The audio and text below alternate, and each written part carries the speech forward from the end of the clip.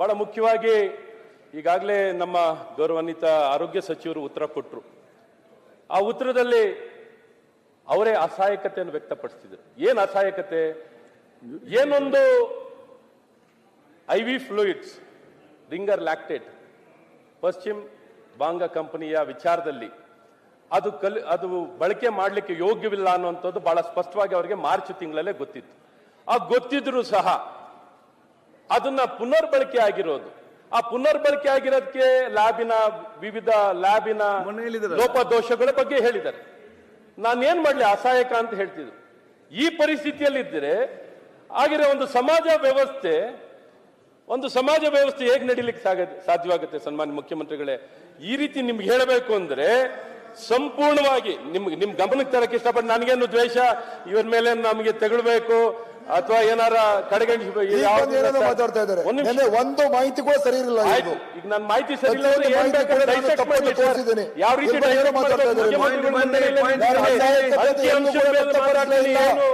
ಇಲ್ಲೇನು ವ್ಯಕ್ತಪಡಿಸಲೇ ಇಲ್ಲ. ನೀವು ಸುಮ್ಮನೆ ಕೇಳಿರ್ತಕ್ಕಂಥ ಪ್ರಶ್ನೆಗಳು ನೀವು ನಾನು ಏನ್ ಮಾತಾಡಿದ್ದೀನಿ? ಸತ್ಯಾಂಶ ಪ್ರಾರಂಭನೆ ಮಾಡಿಲ್ಲ. ನಾನು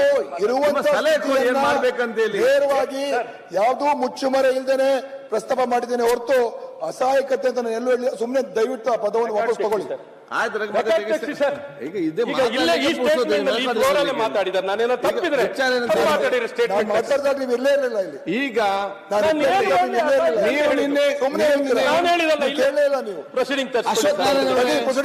ನೀವು ನಿನ್ನೆ ಕೊಟ್ಟ 2-3 ಸಲಹೆ ಸೂಚನೆ ಇದೆಲ್ಲ ಮಾಡಿದ್ದಾರೆ. ಇನ್ನು ಬೇರೆ ಮಾಡ್ಬೇಕು ಹೇಳಿ.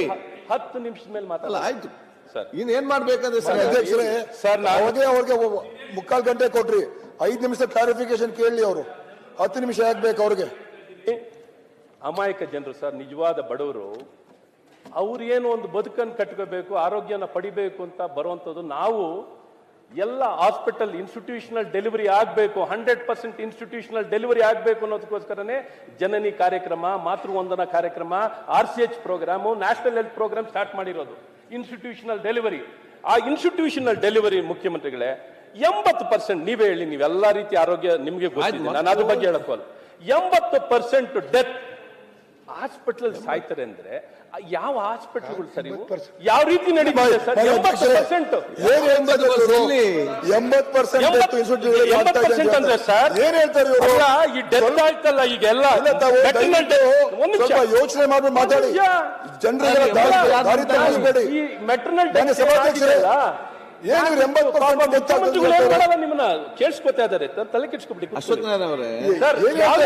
ಆಗಿದೆಯಲ್ಲ, ನಾನು ಹೇಳ್ತಿರೋದು ಸರ್, ಯಾವ ಡೆತ್ ಆಗಿದೆಯಲ್ಲ 80% ಆಸ್ಪತ್ರೆ ಆಗಿರೋದು ಅಂತ ಹೇಳ್ತಿರೋದು, 80% ಅಂತ ಹೇಳ್ತಿಲ್ಲ.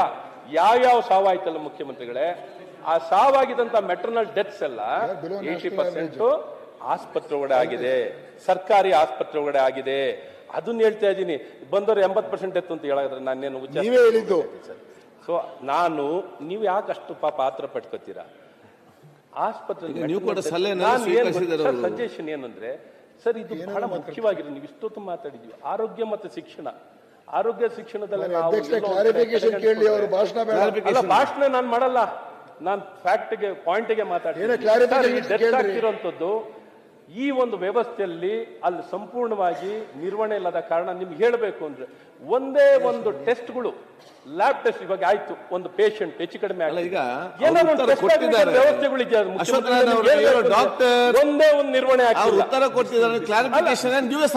ಕ್ಲಾರಿಫಿಕೇಶನ್ ನಿನ್ನೆ 2 ಸೆಷನ್ ಕೊಟ್ಟು ಅವರೆಲ್ಲ ಕೂಡ ಒಪ್ಪಿದ್ದಾರೆ. ಜುಡಿಷಿಯಲ್ ಎನ್ಕ್ವೈರಿ ಕಂಪನಿ ಮೇಲೆ ಯಾಕೆ ಸರ್ ನನ್ನನ್ನು ಮಾತಾಡಕ್ಕೆ ಆಗಿಲ್ಲ? ನಿನ್ನೆ ಹೇಳಿದ ಮಾಡುದು ಬೇಡ ಅಂತ ನಾನೇನು ಸರ್, ನೆಗ್ಲಿಜೆನ್ಸ್ ಅನ್ನೋಂಥದ್ದು ಇವತ್ತೇನು ಹೇಳ್ತೀನಿ, ಈ ಮಟ್ಟದಲ್ಲಿ ಆ ರಿಂಗರ್ ಲ್ಯಾಕ್ಟೇಟ್ ಅನ್ನ ಮತ್ತೊಮ್ಮೆ ಅವರಿಗೆ ಸಪ್ಲೈ ಆಗಿರೋದು ಎಷ್ಟು ಮಟ್ಟಿಗೆ ನೋಡಿ. ಒಂದು ನಿಮಿಷ, ಅವ್ರಲ್ಲಿ ಸಪ್ಲೈ ಆಗೋದು ಎಲ್ಲಿಂದ ಸರ್? KSMLCL ನಿಂದ, KSMSCL. ಇಲ್ಲಿ NABL ಲ್ಯಾಬ್ಸ್ ಇದೆ. ಆ ಲ್ಯಾಬ್ ನಲ್ಲಿ ಚೆಕ್ ಮಾಡಿ ಮುಂದಕ್ಕೆ ಬರಬೇಕು.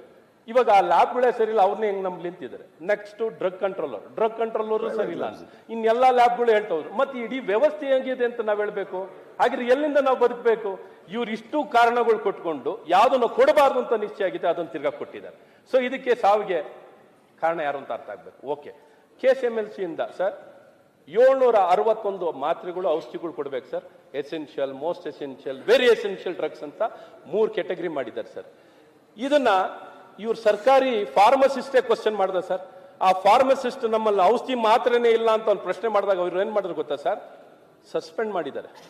ತುಮಕೂರಿನಲ್ಲಿ ಒಬ್ಬ ಫಾರ್ಮಸಿಸ್ಟ್ ಇದನ್ನ ಪ್ರಶ್ನೆ ಮಾಡ್ತಾನೆ, ಸನ್ಮಾನ್ಯ ಇವೆಲ್ಲ ಆಗೋ ಮುಂಚೆನೆ ಒಬ್ಬ ಫಾರ್ಮಸಿಸ್ಟ್ ಕ್ವಶನ್ ಮಾಡ್ತಾನೆ ಸರ್, ಇದೆಲ್ಲ ನೋಡ್ರಿ ಔಷಧಿ ಮಾತ್ರೆಗಳೇ ಇಲ್ಲ, ಏನ್ ಮಾಡಬೇಕು ಅಂತ. 761 ಸರ್ ಇವರು ಪರಿಷತ್ನಲ್ಲಿ ಉತ್ತರ ಕೊಟ್ಟವ್ರೆ 500ಗಿಂತ ಹೆಚ್ಚು ಔಷಧಿ ಮಾತ್ರೆ ಇದೆ ಅಂತ. ಸರ್ ಇವತ್ತೇ ನೀವು ಆನ್ಲೈನ್ ಅಲ್ಲಿ ಚೆಕ್ ಮಾಡಿಸಿ ಸರ್, 256 ಡ್ರಗ್ ಗಿಂತ ಒಂದು ಡ್ರಗ್ ಹೆಚ್ಚಿಲ್ಲ ಸರ್.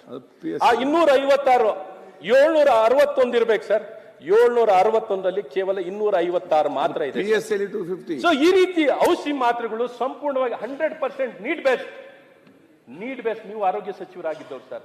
ಇವತ್ತು ನಾನೇನು ಹೊಸದಾಗಿ ಮಾತಾಡ್ತಿದ್ದೀನ ಸರ್? ನೀವು ಆರೋಗ್ಯ ಸಚಿವರಾಗಿದ್ದಾಗ ಡ್ರಗ್ ಎಫಿಷಿಯನ್ಸಿ, ಡ್ರಗ್ ಟೆಸ್ಟ್ ಮಾಡಿಸಿ ಮಾತ್ರೆ ಇವ್ರ ಮೇಲೆ ನಾವೇನು ದ್ವೇಷದಲ್ಲಿ ಮಾತಾಡಿದಿಲ್ಲ. ಅವತ್ತು ನಾನು ಬರೀ ಸಬ್ಜೆಕ್ಟ್ ಬಗ್ಗೆ ಮಾತಾಡಿದ್ರೆ ನಾನು ಪೊಲಿಟಿಕ್ಸ್ ಅನ್ನು ಮಾಡಿದ ಸರ್. ಇವತ್ತು ಹೇಳ್ತಿರೋದು ಅಷ್ಟೇ ಸರ್, ಈ ಒಂದು ನೀಡ್ ಬೇಸ್ಡ್ ಆಗಿ ಸರ್ ಎಷ್ಟು ಕೇಳಿದ್ರು ಅಷ್ಟು ಸರಬರಾಜು ಮಾಡಲಿಕ್ಕೆ ಸರ್ ನಿಮಗೆ ಗೊತ್ತಿದೆ, ನೀವು ಕೊಡ್ತೀರಾ, ಆರೋಗ್ಯ ಕರ್ನಾಟಕದಲ್ಲಿ ಕೊಡ್ತೀರಾ, ಆಯುಷ್ಮಾನ್ ಭಾರತ್ ಅಲ್ಲಿ ಬರುತ್ತೆ, NHM ನಲ್ಲಿ ಏನು ಈಗ ಪ್ರಧಾನಮಂತ್ರಿ ಸಮಗ್ರ ಸ್ವಾಸ್ಥ್ಯ ಯೋಜನೆಯಲ್ಲಿ ಬರುತ್ತೆ, 15th ಫೈನಾನ್ಸ್ ನಲ್ಲಿ ಬರುತ್ತೆ. ಇಷ್ಟು ತಗೊಂಡ್ರು ಸರ್. ಸರ್ ಇಷ್ಟು ಯಾಕೆ ಹೇಳ್ತಾ ಇದ್ದೀನಿ ಅಂದ್ರೆ ಒಂದು ಡ್ರಗ್ಸ್ ಸರ್, ಡ್ರಗ್ ಬಗ್ಗೆ ಇವರು ಆರೋಗ್ಯ ಸಚಿವರಿಗೆ ಮುಖ್ಯಮಂತ್ರಿ ಸಜೆಷನ್ ಏನು ಇವತ್ತು ಏನ್ ಹೇಳಿದ್ರು, ಇನ್ ಮುಂದಕ್ಕೆ ಸರಿ ಮಾಡ್ತೀನಿ ಅಂತ. ಇನ್ ಮುಂದಕ್ಕೆ ಮಾಡ್ತೀನಿ ಅಂತ ಈ 19 ತಿಂಗಳಲ್ಲಿ ಇವ್ರು ಮಾಡಿರೋ ಕೆಲಸ ಏನ್ ಸರ್? ಇವ್ರ ಕಣ್ಣು ಮುಂದೆನೆ ಗೊತ್ತಿದೆ ಎಲ್ಲ ಕಡೆ ಔಷಧದಲ್ಲಿ ಲಭ್ಯತೆ ಇಲ್ಲ. ಇವ್ರು ಯಾರ ಸರ್ ಆಸ್ಪತ್ರೆಗಳಲ್ಲಿ ಏನಾರು ಔಷಧಿ ಮಾತ್ರ ಏನಾರು ಕೊಂಡ್ಕೋಬೇಕು ಇವರು KSMLCL ನಿಂದ ಬಿಟ್ಟು ನಾನೇನಾರು ಆಸ್ಪತ್ರೆಯಲ್ಲಿ ಕೊಂಡ್ಕೋಬೇಕು ಅಂದ್ರೆ ಇವ್ರು NOC ಕೊಡ್ಬೇಕು ಸರ್. KSMSCL ನಿಂದ NOC ಕೊಟ್ರೆ ಮಾತ್ರ ಅವ್ರು ಕೊಂಡ್ಕೋಬಹುದು ಸರ್. NOC ಕೊಟ್ರೆ ಮಾತ್ರ ಕೊಂಡ್ಕೋಬಹುದು ಸರ್.